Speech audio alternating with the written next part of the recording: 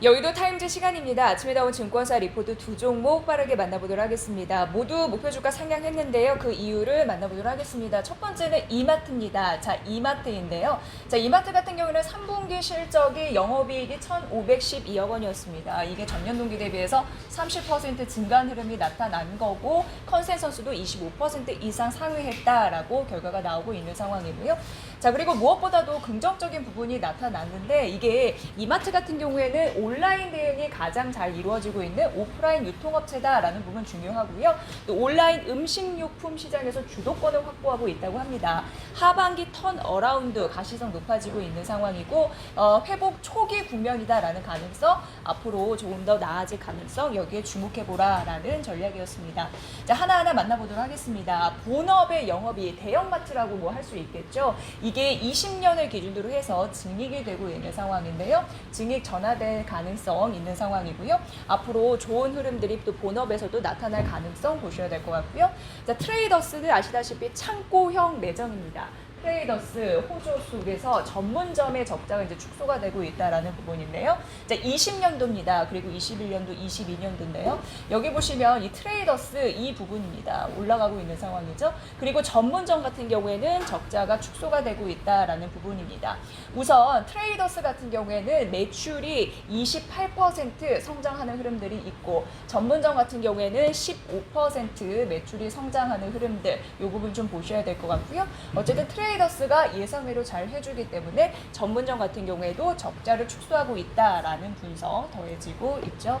자, 그리고 자회사 보도록 하겠습니다. 21년 대부분 자회사가 실적이 개선된다라는 예상이 있는 상황인데 여기서는 대표적으로 쓱닷컴 그리고 이마트24, 조선호텔 이렇게 나눠서 보도록 하겠습니다.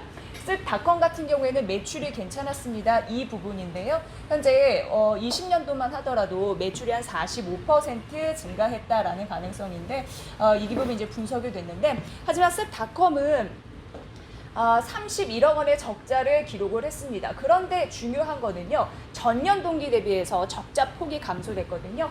200억 원 정도 적자 폭이 감소가 됐다라는 부분이고 그리고 100억 원 이거는 이제 전 분기 대비해서 이게 괜찮아졌다라는 가능성이 있어서 쓱닷컴은 적자 폭이 축소가 됐다라는 부분 이게 긍정적일 것 같고 이마트24 같은 경우는 흑자 전환됐습니다. 그리고 신규 자회사 편입 이슈가 있거든요.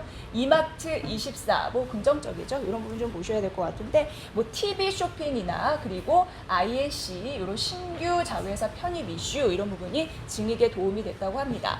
자, 문제는 이제 조선호텔이 될 것 같습니다. 조선호텔이 마이너스 한 146억 원 적자를 기록했는데 올해만 하더라도 한 600억 원 정도 소실 정도 손실이 있을 것으로 이렇게 파악이 되고 있어서 조선호텔은 뭐 적자 예상되지만 쓱닷컴, 이마트24 이런 부분이 잘 되고 있는 것으로 분석이 되고 있죠.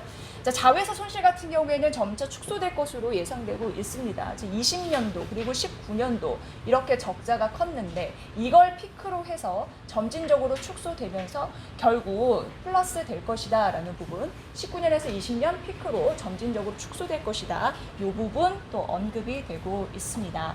자, 이마트 실적 변경이 됐습니다. 변경 전보다 변경 후가 더 높다라고 보시면 되고 매출액과 영업이익 단에서 더 높아진 흐름들 나타나고요.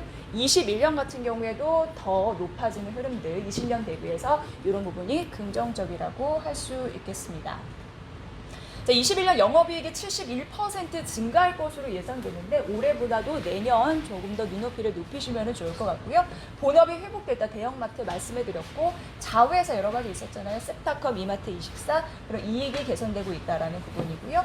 온라인 강화 전략과 산업 구조조정 속에서 할인점이 5년 만에 역성장을 벗어나면서 자회사 흑자 전환이 예상이 된다라는 부분 그리고 쓱닷컴, 이마트24 추세적인 적자 축소에 신세계푸드, 조선호텔 기저효과 워낙 안 좋았으니까요. 이 부분이 가세될 것이다 라고 얘기되고 있습니다. 자, 그래서 목표 주가를 올려잡았죠. 22만 원으로 상향 조정했고요. 매수는 유지로 가도록 하겠습니다. 이 전략들 잘 참고해 보시고요. 두 번째는 하나 에어로스 페이스입니다. 이 부분 좀 만나보도록 하겠습니다. 우선 실적 같은 경우에는 이후에 좀 살펴보고 이거는 이 종목은 실적 컨택트주다라고 보시면 되는데요. 연초해서 올해 대비 주가 수익률이 마이너스 19%로 부진했습니다. 산업 대비해서 못 오른 그런 대표주의다라고 보시면 되는데 우선 연중 실적 호전은 지속되며 문제는 주가가 정체됐다라는 거죠. 항공 엔진이 코로나19 영향 때문에 부진했다라는 부분인데 다만 이 기업 같은 경우에는 안정적인 사업 구조가 있습니다. 그래서 실적 컨택트 주로 주가 재평가가 시작이 되면 될 것이다 라고 가능성을 언급을 했고요. 우선 3분기는 예상 대비해서는 잘 나온 흐름들이 있었습니다. 매출액이 1조 3,770억 원 정도로 전년 동기 대비해서 한 5% 정도 증가한 흐름들이 있었고 영업이익은 940억 원으로 전년 동기 대비해서 65% 이상 증가하는 흐름들이 있었는데요. 서프라이즈를 기록을 했고 대부분 이 실적단에서 긍정적인 흐름들이 있었습니다. 우선 항공 엔진 디펜스 그리고 그 이외 그런 실적으로 나눠서 볼 텐데요. 항공 엔진은 엔진 부품 수요 감소가 지속이 됐지만 군수 부분 실적 개선으로 첫 BEP를 달성했다라는 긍정적인 흐름들이 있었고요. 그리고 디펜스 같은 경우에는 코로나19 이쪽에서 우려감이 있었습니다만 국내가 참 잘해줬습니다. 그래서 국내 매출에서 잘해줬고 수주가 급증했고 해외 수주에 대한 기대감도 있으면서 해외도 3분기까지 호조를 보일 것이다 라는 부분이고요. 이외의 섹터에서 봤을 때는 대부분 다 잘해줬습니다. 대표적으로 시스템이 서프라이즈, 테크윈이 미국 선전, 파워 시스템 그리고 정밀 기계가 성장을 시작했다라는 긍정적인 또 전망들이 더해지죠. 대부분의 사업부가 긍정적인 실적을 냈기 때문에 3분기 괜찮은 흐름들이 있었고요. 또 엔진 군수 같은 경우에는 일회성 이익이 50억 원 정도 났죠. 적자인 로봇 사업부 8월 하나 이전 이런 이슈까지 있는데 3분기 전 부분의 개선, 양호한 실적을 기록해다 다시 한번 강조해드리도록 하겠습니다.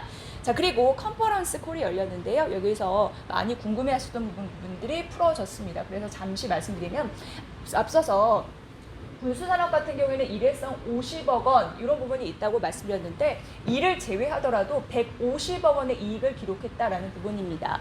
PKX 고속정 이익이 상당히 좋아 보이는데 남은 수주 규모가 얼마이냐라고 물어봤더니 고속정은 전체 수준 16대 중에 10대가 3분기 중으로 나갔고 4분기에는 나머지 6대가 나갈 예정이라고 합니다. 국산화 때문에 통상 마진이 좋은 편이라고 하고요. 비용 절감 효과가 반영됐다라고 얘기되고 있습니다.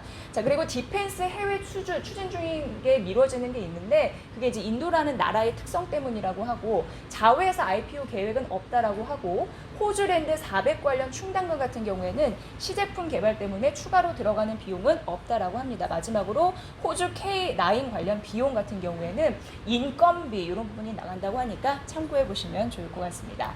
자, 3분기부터 증액이 가능하다. 42,000원 상향 소식 알렸으니까 이 부분까지 보시면 좋을 것 같습니다.